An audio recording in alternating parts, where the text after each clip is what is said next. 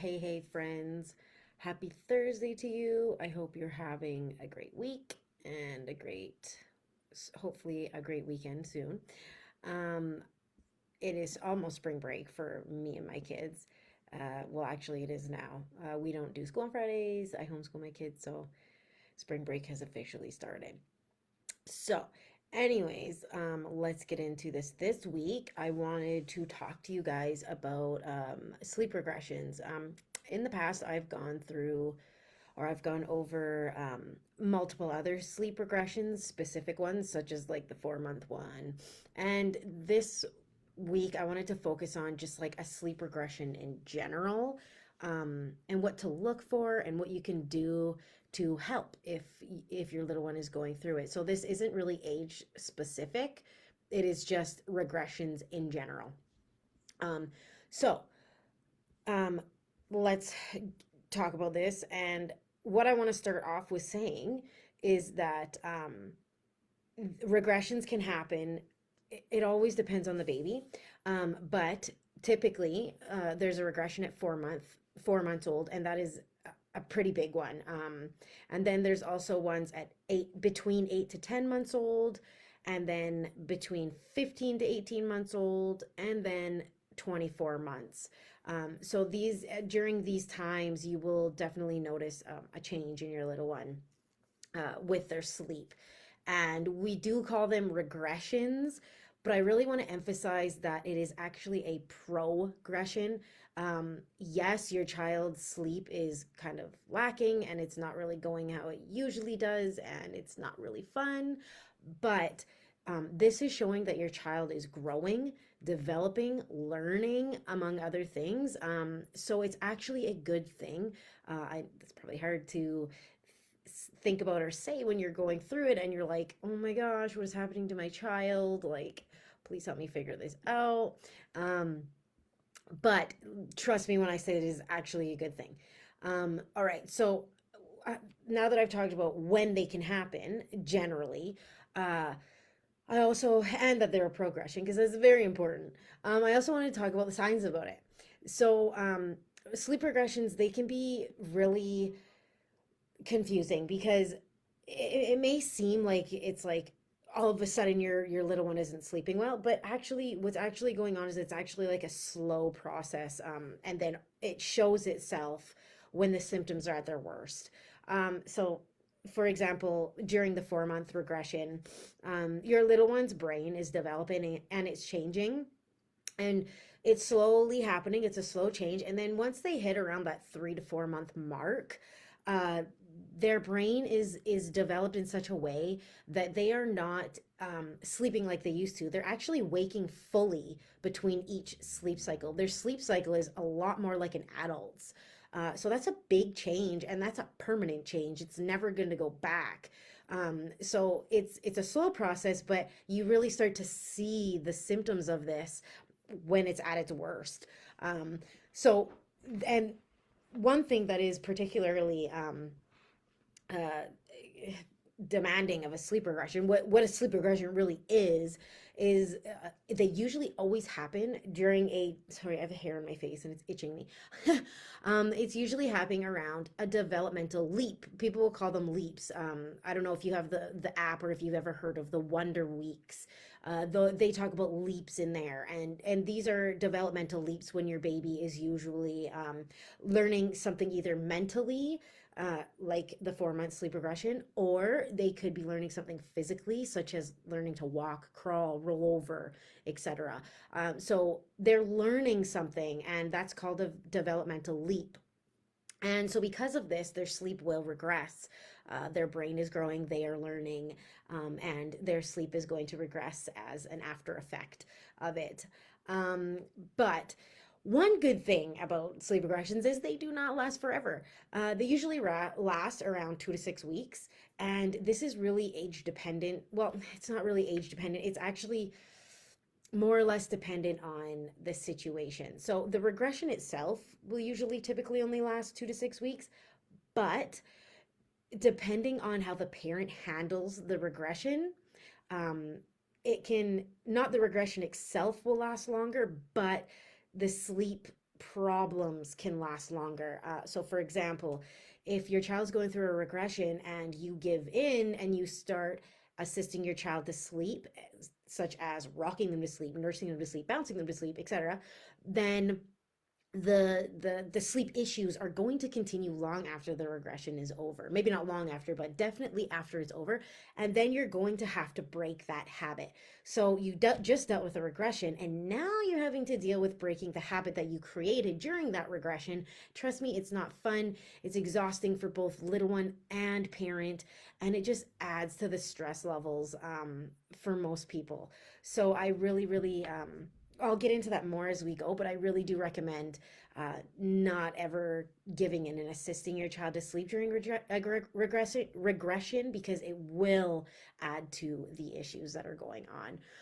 But anyways, let's get into the signs of this.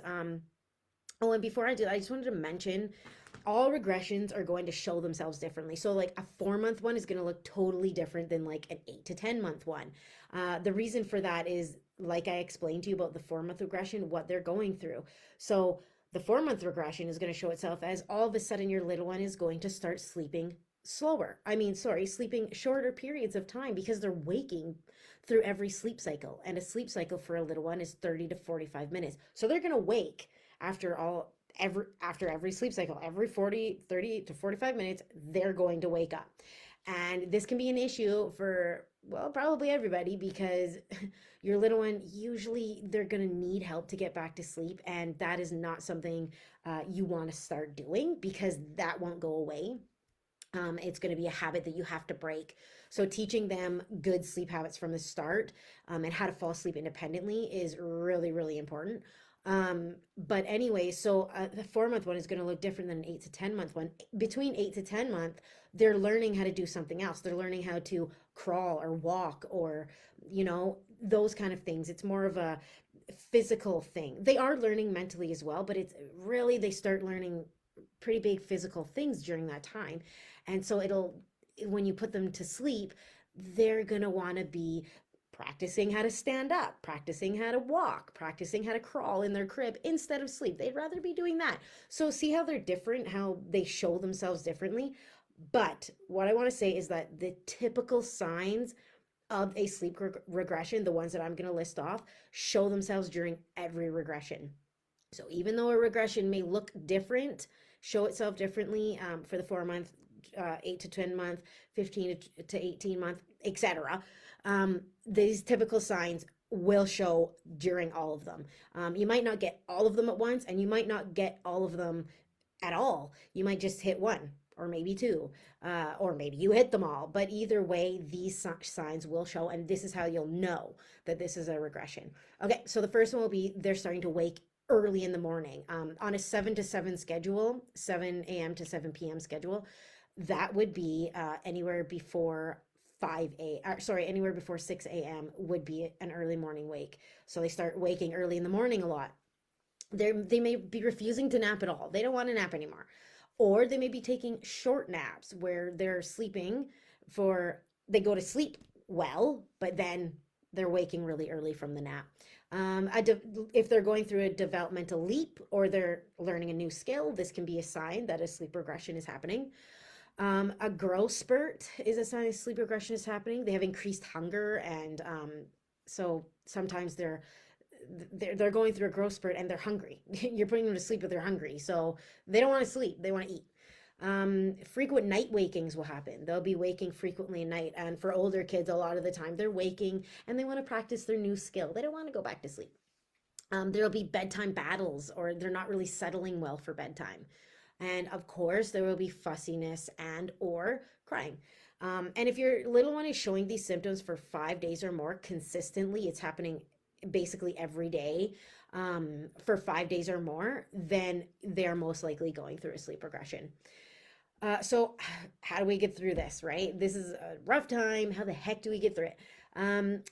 So some regressions are easy for some kids. Some kids go through them with a breeze. You can't even tell they're going through a regression, barely. And other kids, it's like the end of the world. It is really hard, and it's really, it takes a lot, and it's very exhausting and frustrating for parents and little ones alike. So if that's you, even if it's not you, you'll probably want to know this stuff because you just never know. So my best tips on making this as smooth as possible. My first tip would be to stay consistent.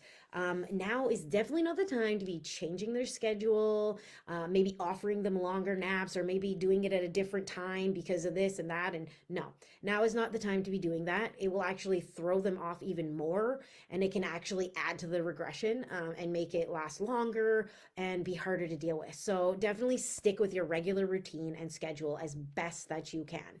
Um, and speaking of staying consistent, a very important aspect to all of this is to not create or go back to any dependent sleep habits or associations that will be harder to shake off later. I talked about this a little bit already. I mentioned it before. That would be like assisting your child to sleep. Anything that requires you putting them to sleep, that is a habit or a dependent sleep association. So you don't want to do that. You don't want to be rocking them to sleep, feeding them to sleep, blah blah blah. And you just don't want to do that, because if you do, like I said before, you're gonna be breaking that habit later, and it's gonna just drag things on, and you don't need that, and neither does your little one. So during the sleep regressions, your little one will probably be fussier than usual.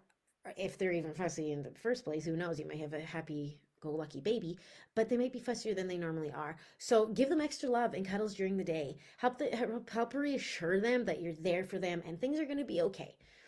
And this one's really important, is to allow them a lot of time during their awake time to do physical and mental stimulation, so that if they've just learned to walk or crawl, let them do that as much as they possibly can during their wake time, so that they're not doing it when they should be sleeping. So that's really important. And another important thing for good sleep habits would be to make sure that your little one's room is set up for good sleep. That includes a pitch black dark room. I'm talking like you cannot see 2 feet in front of you. This will help the melatonin to be released, and it'll help it to build as long as possible. Even the slightest bit of light can break that melatonin from building and from lasting longer. So it's really important. Another aspect to that would be white noise. I use fans in my little ones' rooms, and they are great. They drown out noise on the outside of the room, and they also create kind of like a womb like sound. So it's very comforting to little ones. It can actually help them to sleep longer. Having a good bedtime routine in place is also really important, even for younger babies. The bedtime routine is so important. I don't think a lot of parents understand how important it is. So, for example, for all my kids, we would do bath, book, and bed. And right after the bath, you can also give a feeding, but never, ever, ever put the feeding at the end of the bedtime routine, because that will actually reinforce the feed to sleep association. So, also, do not feed your little one in the bedroom. Feed them out of the bedroom. I don't care where, just not in their bedroom where they sleep. So the bedtime routine is really important, because little ones love routine. They love knowing what's going to happen next, and this will help with that. When they are ready for bed, or sorry, when it is bedtime, they will be ready for it and more accepting of it.